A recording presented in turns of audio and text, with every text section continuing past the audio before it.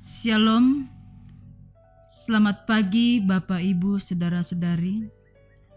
Selamat berjumpa kembali dalam Renungan Harian Toraya, edisi Selasa, tanggal 25 Maret 2025. Kita bersyukur oleh karena pemeliharaan dan pernyataan Tuhan, sehingga pada saat ini kita masih diberikan waktu dan kesempatan untuk menikmati hari baru, hari karunia Tuhan. Mengawali segala kegiatan kita hari ini, mari bersama-sama mengawali waktu sejenak untuk belajar firman Tuhan. Bacaan hari ini terdapat dalam kitab Mazmur 32 ayat 1 hingga ayat yang ke-11. Sebelum kita mendengarkan dan merenungkan firman Tuhan, mari kita berdoa. Kepadamu pada pagi hari ini ya Bapa di sorga, kami datang bersyukur kepadamu segala kasih dan kemurahan Tuhan yang selalu nyata dan kami alami. Tuhan telah meliharakan kehidupan kami sepanjang malam pembaringan kami. Tuhan bangunkan kami di pagi yang indah ini. Saat ini ya Tuhan, sebagai ungkapan syukur kami akan membaca, merenungkan firman-Mu. Namun sebelum itu ya Tuhan, kuasai kami dengan Roh Kudus-Mu. Biarlah firman-Mu yang akan kami baca dan dengarkan boleh kami pahami dengan baik, boleh kami praktekkan dalam setiap kehidupan kami, khususnya untuk sepanjang hari ini. Karena itu ya Bapa di sorga, bersabdalah, karena sesungguhnya kami sudah siap membaca dan mendengarkan firman-Mu. Amin. Pembacaan kita pada pagi hari ini terambil dari kitab Mazmur 32 ayat 1 hingga ayat yang ke-11. Lembaga Alkitab Indonesia memberi judul Kebahagiaan Orang yang Diampuni Dosanya, dari Daud. Nyanyian pengajaran.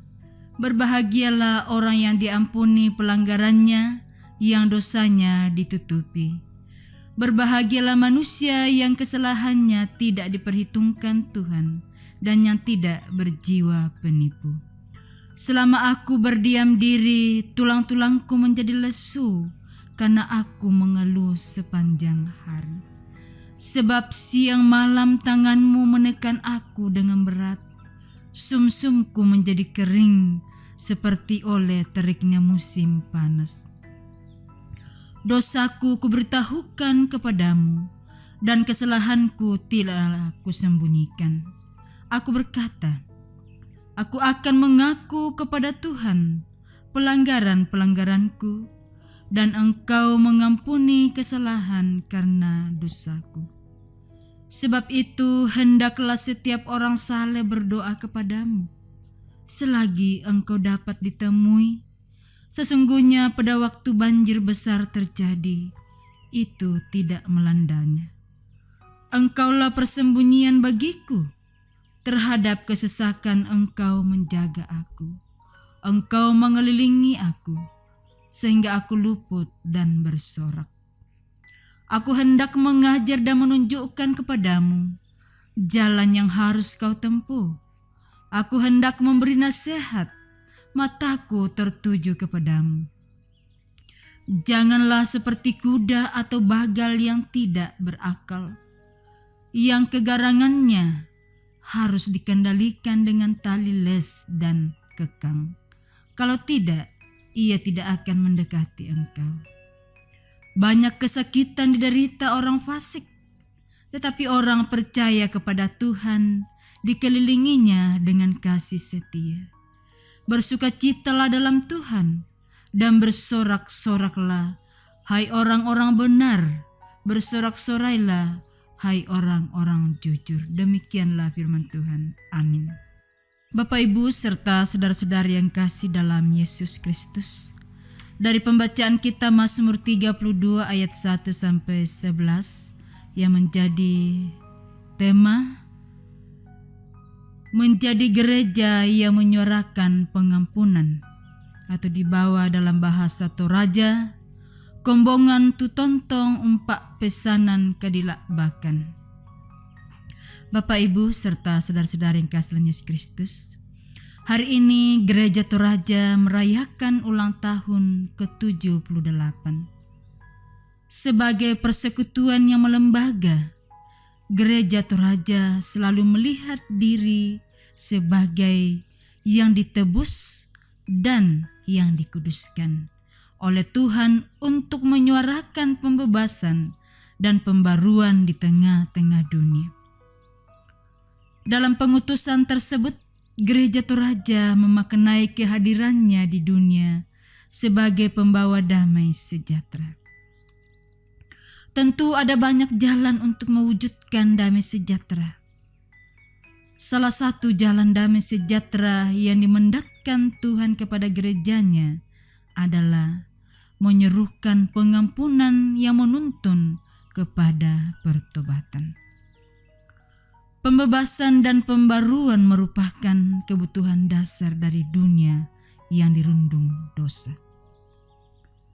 Pemazmur menggambarkan kondisi manusia yang berdosa dengan ungkapan yang sangat memprihatinkan. Dosa membuat manusia sangat menderita karena hidup dalam rasa malu dan tertekan. Ayat 2-4 pembacaan kita. Adakah harapan bagi pendosa? Pemazmur memperkenalkan bahwa harapan tersebut ada dalam diri Allah yang penuh cinta kasih. Dalam kasih-Nya Allah berkenan mengampuni pelanggaran dan menutupi dosa. Kata menutupi dalam bahasa Ibrani kasa, mengingatkan kita kepada tindakan Allah menutupi rasa malu Adam dan Hawa ketika jatuh ke dalam dosa.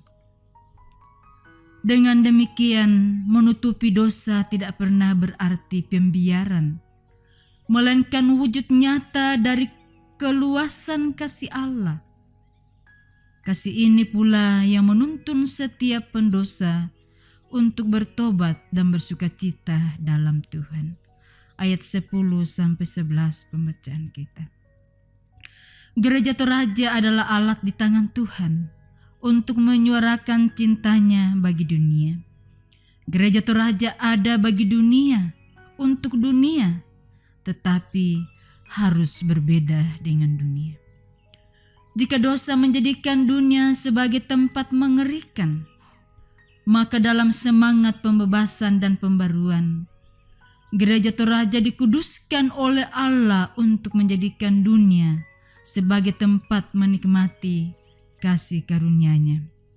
Amin. Mari kita masuk dalam doa syafaat. Bapa di dalam surga, kami bersyukur atas kebenaran firman-Mu yang sudah kami dengarkan dan baca pada pagi hari ini.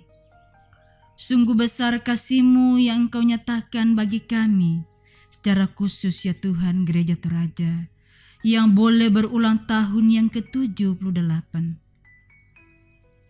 Semua itu hanya karena kasih anugerah Tuhan.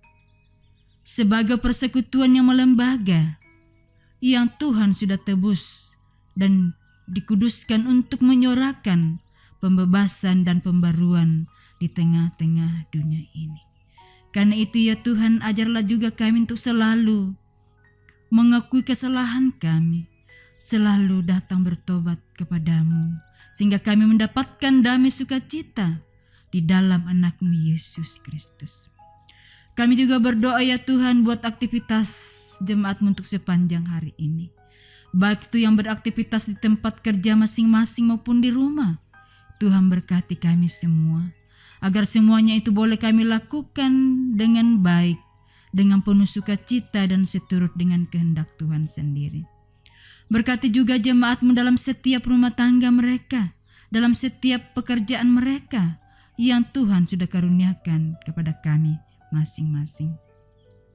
Begitu juga dengan anak-anak sidang jemaat-Mu ya Tuhan, di dalam pertumbuhan dan dalam pendidikannya di jenjang masing-masing. baik itu yang ada di kota Balikpapan maupun di luar kota Balikpapan yang sedang berjuang dalam pendidikan mereka. Engkau tetap memberkati anak-anak sidang jemaat-Mu ya Tuhan, agar anak-anak tetap setia dalam berjuang di dalam pendidikannya ya Tuhan. Demikian pun ya Tuhan, sidang jemaat-Mu yang sampai saat ini dalam kelemahan tubuh dan sedang berjuang untuk mendapatkan kesembuhan. Berkati segala usaha upaya keluarga mereka, penanganan yang mereka terima ya Tuhan, baik itu dari keluarga maupun dari tim para medis. Berkati obat-obatan, makanan dan minuman yang mereka terima, sehingga berkat kesembuhan yang diharapkan dalam waktu yang tidak lama mereka boleh memperolehnya dan mereka boleh sembuh kembali beraktivitas seperti semula, dan nama-Mu tetap dipuji dan dimuliakan. Tak lupa juga ya Tuhan, kami berdoa buat pembangunan gereja di Jemaat Laharoy yang sedang berlangsung ya Tuhan. Engkau memperlengkapi sidang jemaat-Mu ya Tuhan, bersama dengan panitia. Cukupkan kebutuhan-kebutuhan yang diperlukan, terlebih khusus dana ya Tuhan, sehingga pembangunan gedung gereja ini boleh berjalan dengan baik, dan suatu saat nanti ya Tuhan boleh selesai dengan baik. Dan di dalamnya Tuhan kami tetap setia bersuka cita untuk memuji memuliakan Tuhan. Inilah doa ungkapan syukur kami, doa permohonan kami yang kami bawa berlaskan kasih Yesus. Itulah Tuhan dan Juru Selamat kami yang hidup. Amin. Demikianlah renungan harian Torahya pada hari ini dari Jemaat Laharoy Balikpapan. Kiranya kita semua tetap setia mendengarkan firman Tuhan dan senantiasa diberkati oleh Tuhan dalam menjalani hari-hari di kehidupan kita. Sampai jumpa pada renungan harian berikutnya. Tuhan Yesus memberkati. Shalom.